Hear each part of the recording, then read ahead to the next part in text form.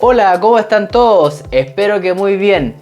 Quisiera primero que todo dar gracias a todas esas personas que vieron el video anterior, a todas las personas que se suscribieron, muchas gracias por eso. Y como les prometí en el video anterior, íbamos a seguir con esta parte, esta segunda de muchas partes más, de todo el proceso que significó y la experiencia de haber vivido un cáncer tan agresivo en mi vida. Y un cáncer, un tipo de cáncer además súper raro en este país. Creo que fue el primer caso, no sé si el único, no sé si reportaron más. Y también muy raro en el resto del mundo.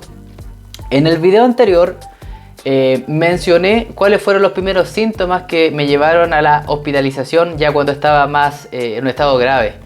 Y resumiendo un poco, fue el tema del cansancio, el tema del dolor de pierna, la pierna izquierda, recuerdo que dolía mucho, el mucho sueño, la ictericia, estaba amarillo y por supuesto los exámenes alterados que salieron cuando fui a otro médico a consultar nuevamente porque no me sentía bien. Entonces después de eso fui trasladado, como les conté, a una clínica y después al hospital público, ya que no contábamos con los medios económicos para poder estar en la clínica. Era algo inalcanzable, entonces fuimos trasladados después al hospital público. Lo primero que pasó ahí fue un estado de desorientación. Yo realmente no sabía dónde estaba. Después de haber estado en la clínica con dolores de cabeza infernales, pasar al hospital, no sabía dónde estaba. Solamente sabía que yo estaba y que estaba mal. Veía el techo, pero no sabía si estaba en mi casa, si estaba hospitalizado, si estaba enfermo, no sabía nada. No sé cuánto pasó, si unas horas o unos días, en cuanto pude, digamos, recuperarme un poco de eso y saber y entender todo lo que estaba pasando.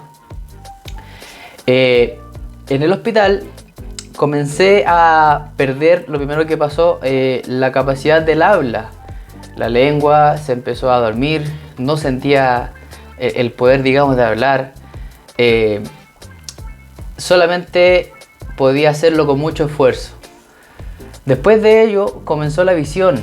La visión comenzó a fallar. Después de tener una vista, digamos, normal, una vista sin ningún problema, además era joven, muy joven, no podía, digamos, ver o distinguir las cosas tan claramente. Entonces, segundo síntoma en el hospital, el tema de la visión. Luego de la visión empezaron, aparte del dolor de cabeza que mencioné también en el video anterior, el otro problema fue los dolores. Los dolores que azotaban a varias partes de mi cuerpo eran dolores tan grandes, tan extraños, y esos dolores se calmaban con morfina. Recuerdo que ese medicamento fue usado varias veces en mí y después yo lo pedía porque era lo único que ya calmaba el dolor. Es un medicamento súper fuerte, es un medicamento que es controlado, que no es llegar, digamos, y administrar ese medicamento. Tiene efectos secundarios importantes y uno de ellos es la dependencia. Bueno, y ese medicamento, valga la redundancia, provocaba alivio a los dolores en parte de lo que yo estaba sintiendo en ese momento. Como dije anteriormente, mi problema lingüístico del habla, de la visión, se fue afectando incluso el oído. Y después nos damos cuenta de que eso estaba sucediendo porque ahí comenzó la metástasis. La metástasis llegó, o el cáncer empezó a invadir el cerebro y por eso se fueron menguando las habilidades cognitivas. No sé si recuerdan, pero en el video anterior mencioné dolor de pierna, extremidad izquierda. Acá tengo una epicrisis que le hicieron en el hospital del cáncer cuando fui trasladado de Talca al hospital del cáncer. Y acá dice que, bueno, paciente de 17 años proveniente de tal región, en noviembre del 2007 presenta dolor en la extremidad inferior izquierda. Se hace un examen y se detecta un tumor de psoas izquierdo. O sea, es decir, el cáncer comenzó con un sarcoma en la pierna o en la parte, digamos, del psoas cerca de la cadera izquierda. Ahí comenzó y después se fue ramificando la metástasis. Pasó al cerebro y por eso tuve el problema del cognitivo y después ya, digamos, a tejidos blandos, ya sea escápula, ya sea fémur izquierdo, ya sea fémur derecho. El problema está en que esta epicrisis es una un estudio o un resumen de cuando ya se supo realmente cuál era la enfermedad. Porque hasta el momento de los que le he contado no sabíamos, los médicos no sabían lo que estaba ocurriendo porque los síntomas eran muy extraños. Día tras día transfusiones de sangre. Me acuerdo mucho del despertar, el quedarme dormido, despertar y quedarme dormido una y otra vez y ver las bolsas que habían atrás mío de sangre, porque bueno, uno dentro de todos los síntomas que habían y problemas, había anemia, había trombocitopenia, que es disminución de las plaquetas. Las plaquetas estaban muy bajas, las cuales se encargan estas de coagular la sangre. Entonces tenía muy bajas las plaquetas y todos los otros problemas que habían. Entonces, día tras día, transfusiones de sangre para mantenerme de una forma, digamos, vivo. Los exámenes que se hacían eran diarios. Habían escáneres, habían resonancia, los exámenes de sangre, hubo un montón de exámenes que se practicaban. Incluso recuerdo al doctor Oviedo, uno de tantos médicos tratantes en mi caso, que un día fue y me dijo que no sabían lo que tenía, que estaba en investigación porque se pensó en algún momento que podía ser meningitis. Se pensó en algún momento que podía ser hasta el virus Anta, el virus que transmiten los roedores y tantas otras cosas más. Y el médico me dice que se enviaron imágenes, estudios, me imagino, a otros países. Uno de ellos fue Francia, para saber si había alguna respuesta a lo que me estaba pasando, porque realmente no se sabía qué tipo de cáncer era. Bueno, después de eso, sigo con el relato. Siguieron apareciendo, el dolor aumentaba cada vez más, se hacía más intenso y la morfina y seguía ocupando, digamos, morfina muy continua. Yo lo pedía a grito a veces, pero se podía y a veces no se podía porque ya, digamos, era mucho. Entonces, en esa situación y en ese momento ya la familia ya sabía que estaba enterada que esto no era algo bueno, que esto era algo muy, pero muy malo, que era algo muy grave, sobre todo cuando un médico te dice no sabemos todavía lo que tiene, vamos a hacer estudios, vamos a hacer exámenes, hay teoría, hay hipótesis. Bueno, lo que sí se sabía, bueno, que era cáncer, que era un tipo, pero cuál no se sabía bien, o podía ser tipo leucemia, después se descubrió que afectaba a tejidos blandos y a los vasos sanguíneos, y vasos sanguíneos tenemos por todo el cuerpo. Entonces la salud seguía empeorando. Uno de los sucesos que recuerdo mientras estaba ahí, a veces en las noches se escuchaba gente llorar, se escuchaban personas muy mal. Y claro, miraba hacia un lado y la persona o el vecino de al lado había fallecido. Eso pasaba constantemente.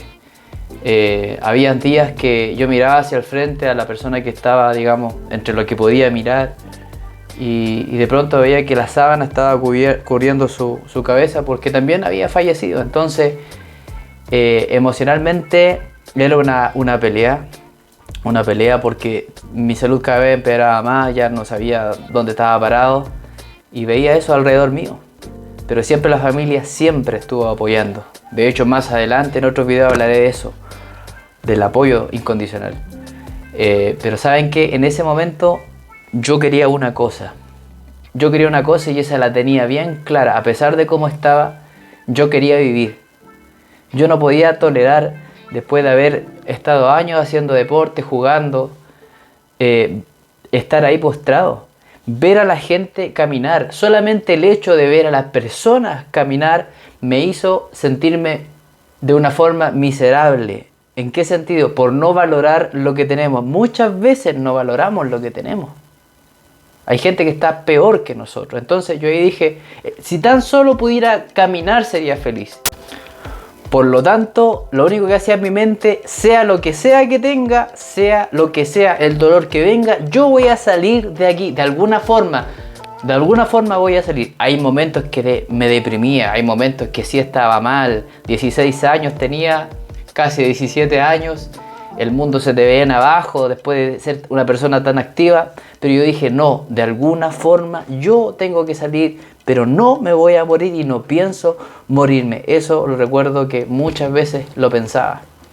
Mi mente pensaba eso, pero mi cuerpo seguía debilitándose. El peor momento que pasé en la hospitalización sucedió cuando, mientras estaba empeorando y seguía pasando esto, llegó un momento que ya estaba tan mal, que yo ya no podía respirar prácticamente. No podía respirar, estaba perdiendo la conciencia. Y mis papás, en este caso mi madre, le pregunta al doctor, ¿qué sucede? Por favor, dígame la verdad. ¿Qué va a pasar o qué pasa con Jonathan? Porque me vio que estaba conectado, lleno de máquinas, y ya no estaba consciente. Y le dice el doctor, ¿sabe qué? Le tengo que decir la verdad. Es difícil, pero en unas horas más le entregaremos el cuerpo de Jonathan. Esas palabras fueron las que mi madre recibió. Imagínense lo que significa. Lo que significa que digan esas palabras y que eran reales. Y esa noche recuerdo no poder respirar y me estaba muriendo.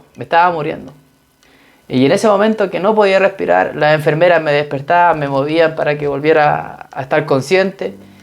Y una de ellas lloraba, dos de ellas lloraban de la impotencia de no poder hacer nada. Y yo lo que me acuerdo es que algo inyectaron, yo creo que fue algún medicamento acá, en esta zona, en la cual pude volver a respirar.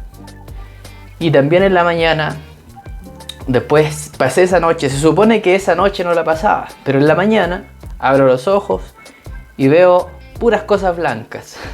Y no eran ángeles, no estaba en el cielo, ni tampoco vi un túnel, ni tampoco vi una luz, pero veo puras cosas blancas, las logro distinguir, y esas eran las batas de los médicos. Había muchos médicos en la sala, y recuerdo que un médico dijo, ¿cómo puede ser posible que así con esas palabras, refiriéndose de forma informal, que esté vivo? Y el otro médico miraba y decía, no entiendo, ¿cómo puede estar vivo? Seguía vivo, después de que me habían, de palabra, desahuciado. Bueno, este es el fin del video. No quiero ser muy extenso. La idea de esta sesión era comentar lo que era la hospitalización, pero voy a hacer la segunda parte, ya que hay muchos detalles relevantes que faltan y que siguen desde que se me desahucia de palabra, y después, como con una esperanza, se me envía al hospital, al Instituto del Cáncer, acá en Santiago. Y también ahí salí al principio sin esperanza. Entonces hay muchos detalles más que vienen, detalles de la familia, el ambiente y lo que se aprende estando ahí. Pero como conclusión del video, y con esto termino, es que tenemos que valorar lo que tenemos. Porque siempre estamos diciendo, y digo estamos, hoy me gustaría tener esto, hoy me gustaría tener lo otro, o me duele la cabeza, o me duele esto. Sí, todos sufrimos de alguna u otra forma, pero también tenemos que agradecer lo que tenemos y seguir disfrutando la vida a pesar de los impedimentos. Así que, como siempre, les dejo muchos saludos a todos los que ven el video. Dejen su like, suscríbanse, su comentario. Lo que olvidé decir en el video anterior, me gustaría que si alguno tuvo una experiencia compleja o está viviendo algo difícil, que lo ponga en los comentarios para poder compartir de su experiencia y darle todos los ánimos y todas las buenas vibras para que sigan adelante y salgan, por supuesto, victoriosos. En unos días más estaré subiendo la segunda parte del tema de la hospitalización en el cáncer. Nos vemos, saludos, que estén muy bien.